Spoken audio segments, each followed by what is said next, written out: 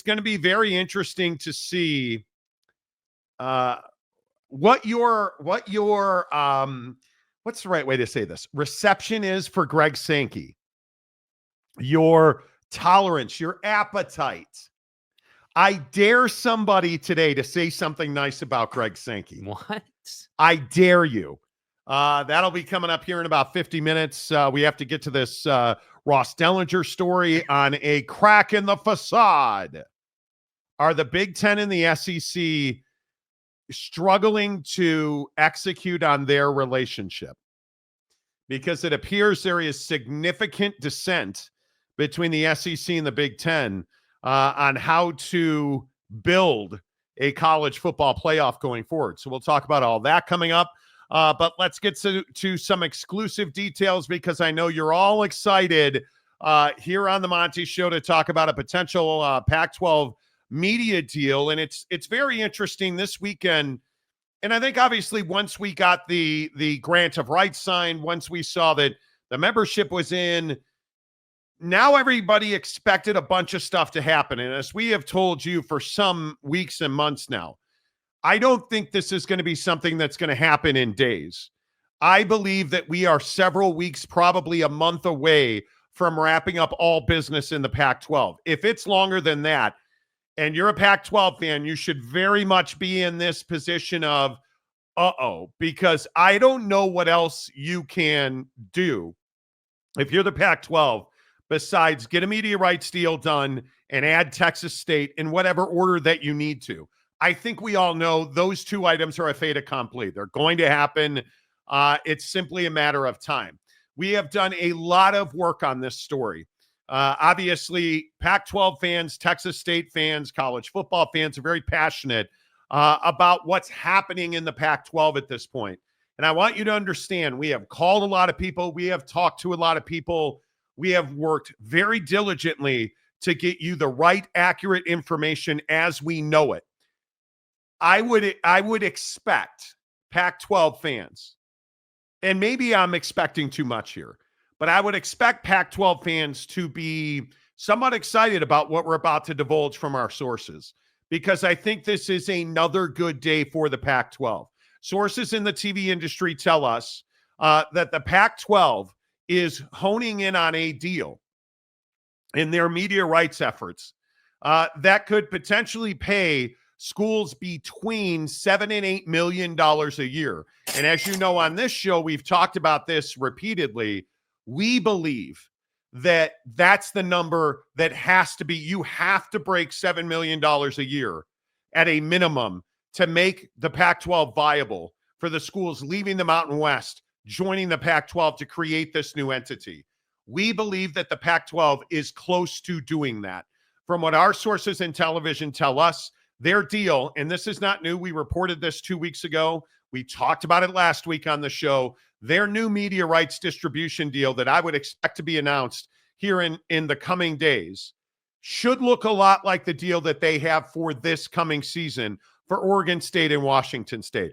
I think the players will be remarkably similar. I think most of those games will remain on the CW. I think ESPN's new direct-to-consumer platform will have a heavy hand in broadcasting Pac-12 athletics, both basketball, football, and otherwise, which is a huge part of this. And I know everybody wants to talk about basketball and football, but I sit here and I tell you, the Pac-12 is chasing a deal that is very similar to what the Big 12 has, where they have all of their games in almost all of the major sports, stick and ball, baseball, softball, on a platform somewhere where mom and dad can go watch this very highly thought after recruit play softball, for instance, in the Big 12. That's the kind of deal that the Pac-12 is chasing, and they are very close to getting that. And the question is, what is the number? We have heard a lot of numbers. You have heard from Pac-12 mouthpieces telling you they're going to get $90 million a year. They're not getting anywhere near $90 million a year, and they don't need to. I think that's the most important part here. Don't fixate on how much money they're not getting. Look at the raw data. If the Pac-12, as a 9-member conference, can bring in somewhere between $65 and $70 million a year, divided between their membership, the Pac-12 is going to be in very good position. This is, of course, assuming Texas State is that 9th team. And if this deal includes a game or two on a major broadcast network, I don't know, like they have with CBS and ESPN, if this is the bulk of their games on the CW, and if this is their secondary sports on ESPN's direct-to-consumer with football and basketball mixed in, Jake, I just don't see how this is anything but a win for the Pac-12. Absolutely. And, I think one of the most important things of the Pac-12 TV deal that needs to be accomplished is making sure that the exposure you do get is obviously multi-tier, multi-platform, which this deal clearly aims to do. And I think that, beyond that, for the Pac-12, one of the most important things that you have to get done, that you have to accomplish, that, you have to check off, is making sure that you take winning seriously, because we talk about it in every conference in college athletics.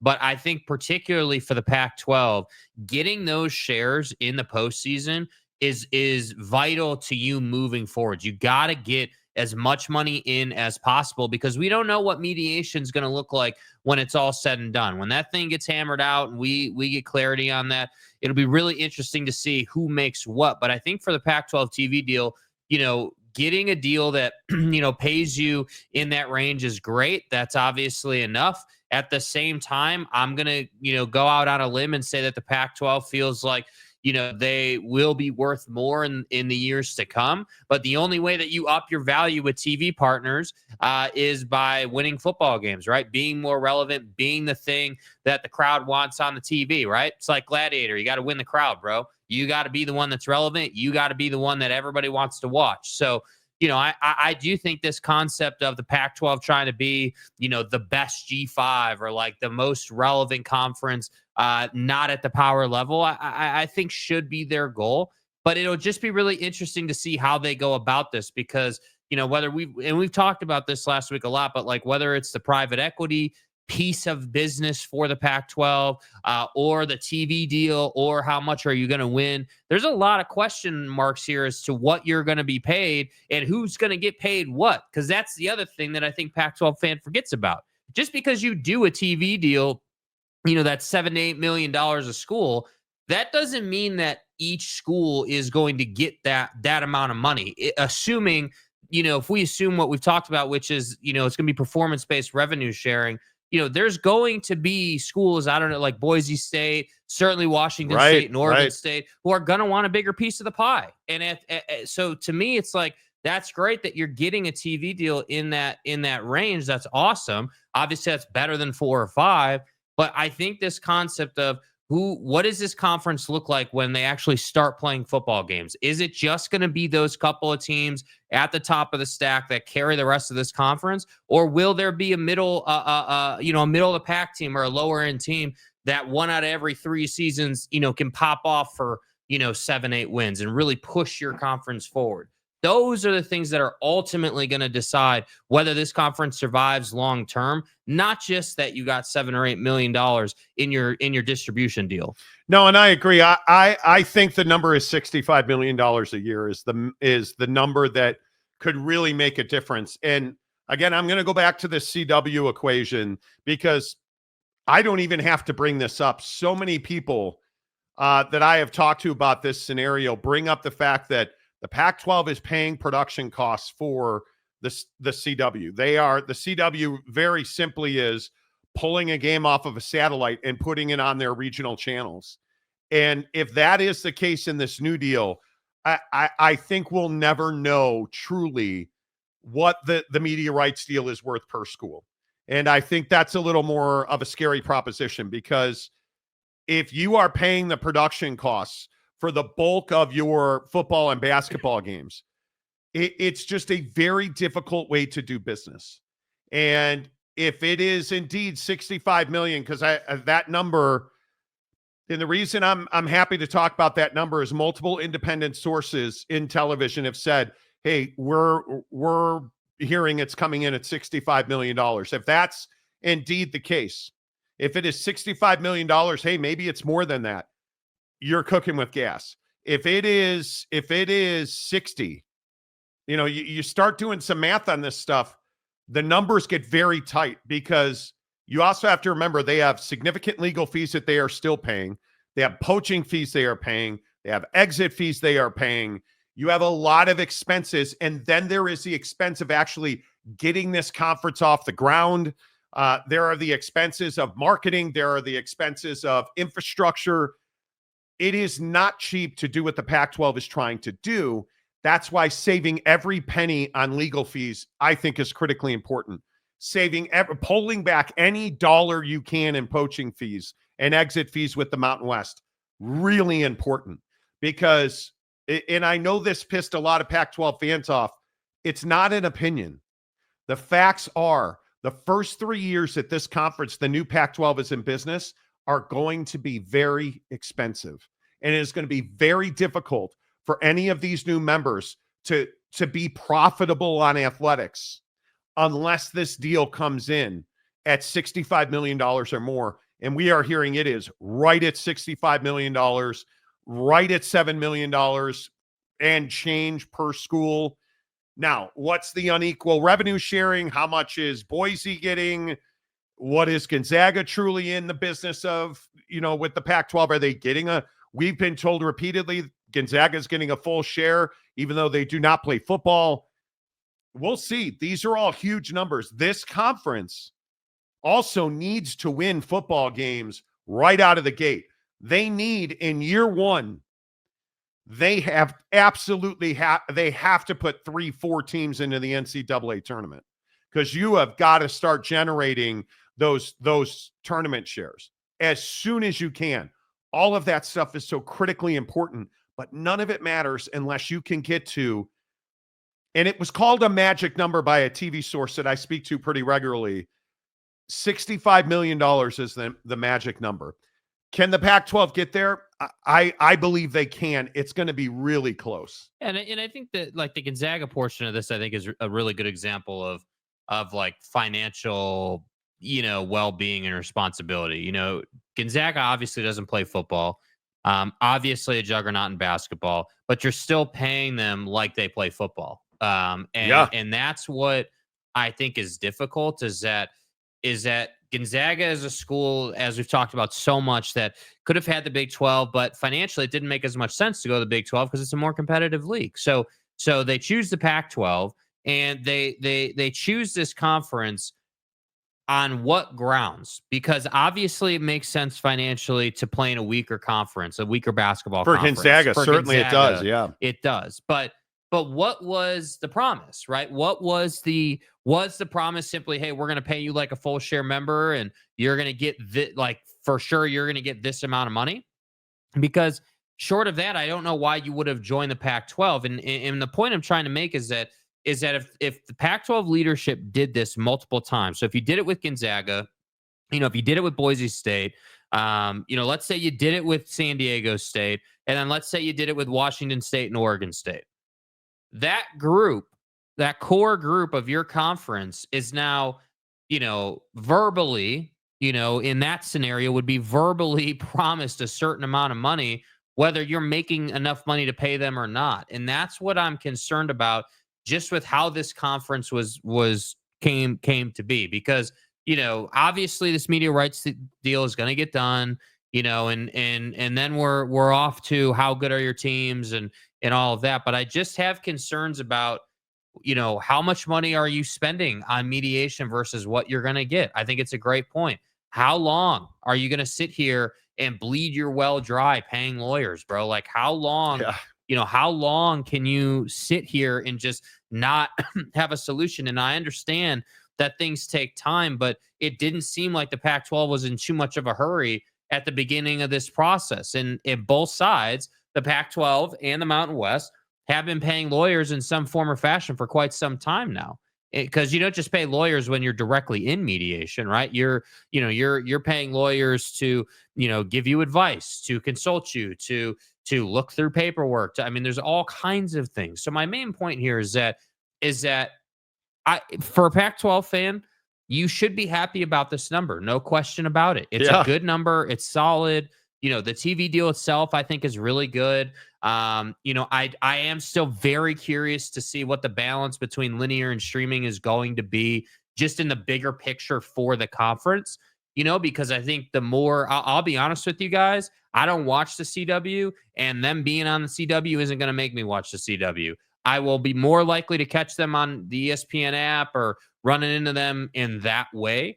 So for me, the CW portion just doesn't have a huge impact. I understand why for them they went that route, but I'm just saying, I think for me, and I think for a lot of people, you're not going out of your way if you're some run of the mill college football fan, in the state of Texas, let's say, and you're just looking for a game. I don't think you're going out of your way to find that.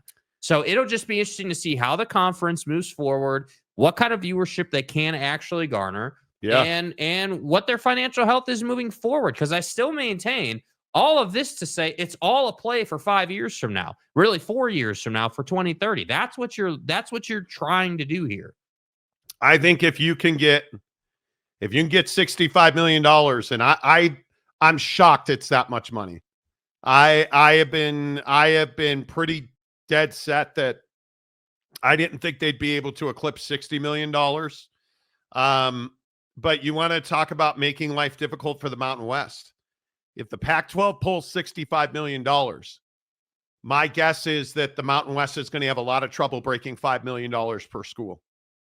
And that is a very difficult reality, because there simply is not enough money in the marketplace for both of these entities, the Pac-12 and the Mountain West, to be at that $7 or $8 million per school per year number.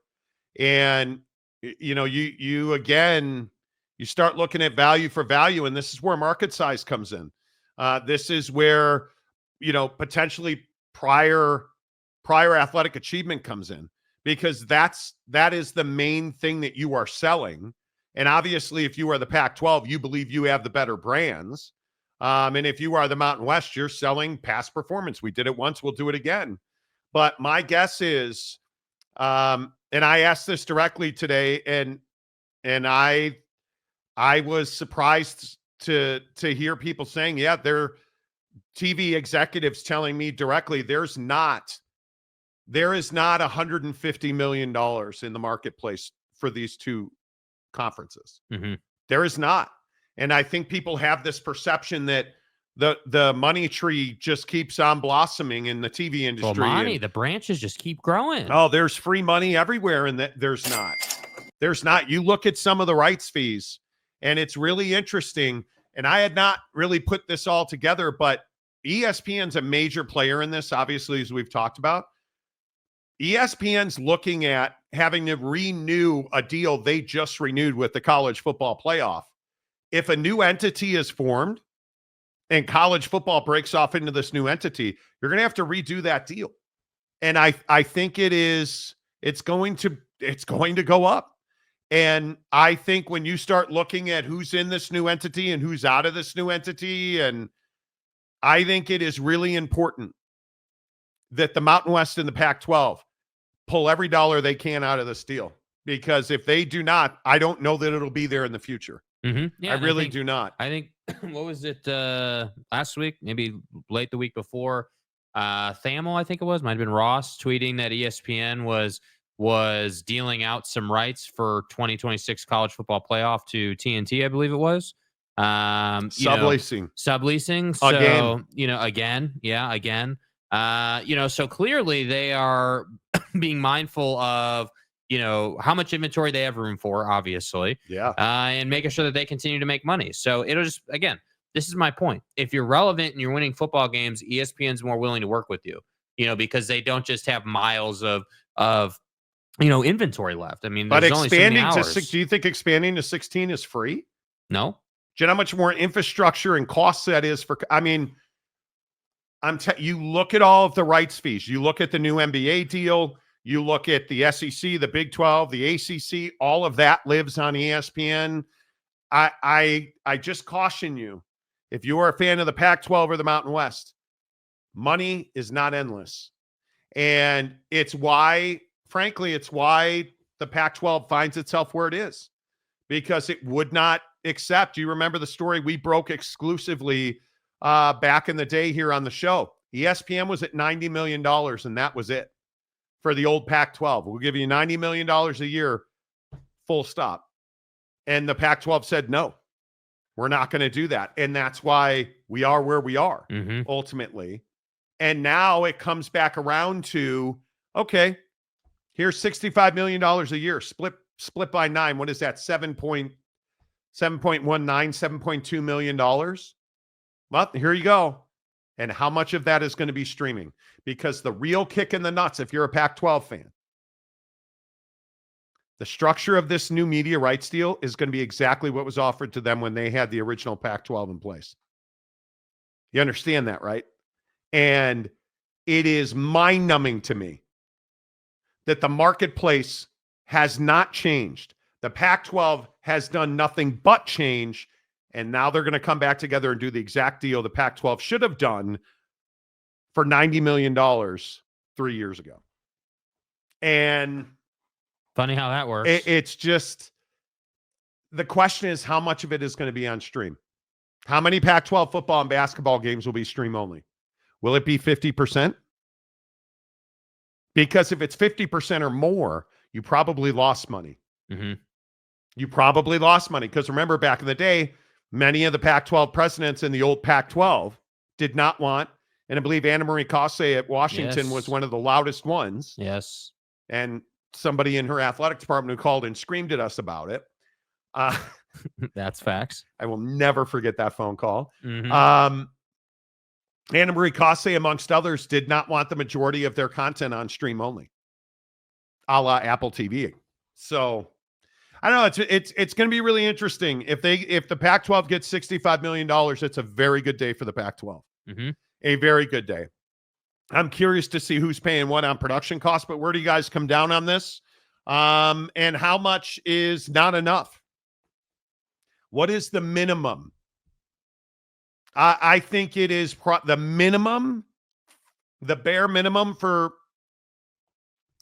is probably 60 something. 65 billion is pretty close to it.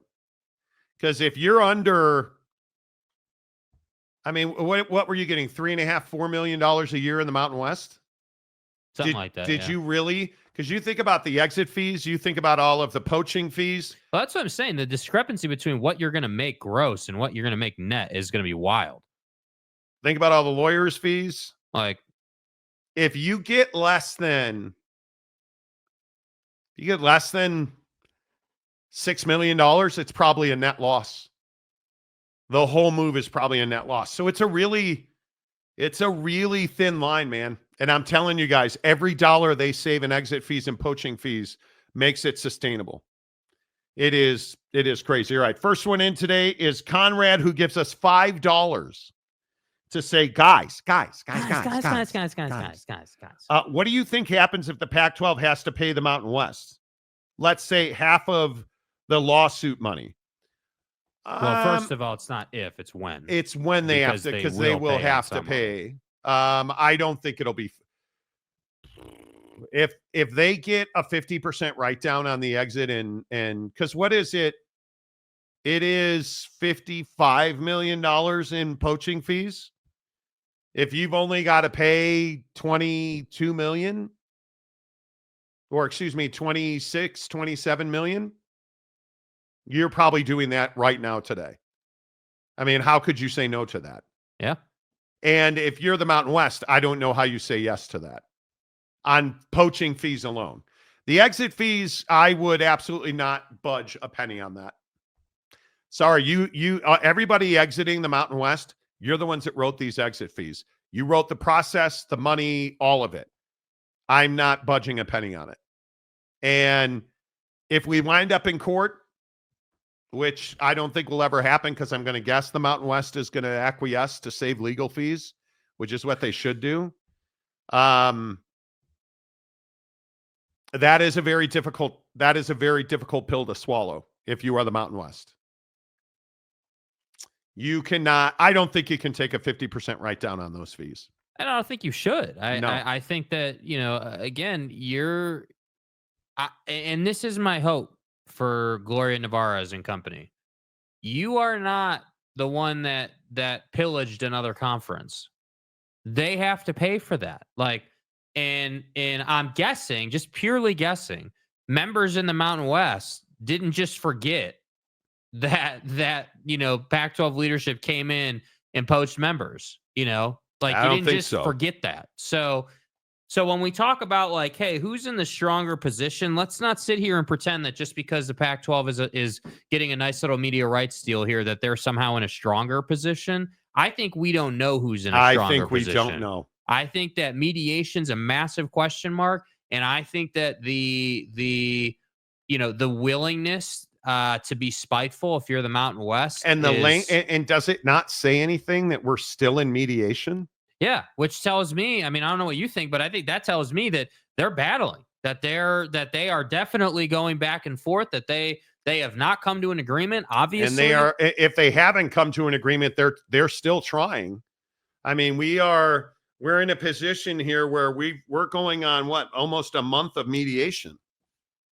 On top of 6 months of under the radar, allegedly no contact, but under the radar negotiations, and like, we know how that works. So it is, it's going to be interesting because that's the thing that stands out to me. It's not like the conversation just changed because you entered mediation. No, right? A mediation is just a hey, we're announcing to the world that we're negotiating. Essentially, I mean, that's pretty much what you're doing. You're with basically sitting at a table with an independent third party who's acting as a conduit for ideas and communication. Trying to help you get this thing done. Yeah. Welcome to the nightmare. Hello, everyone. Hit the like button. Yes, please, Jesse.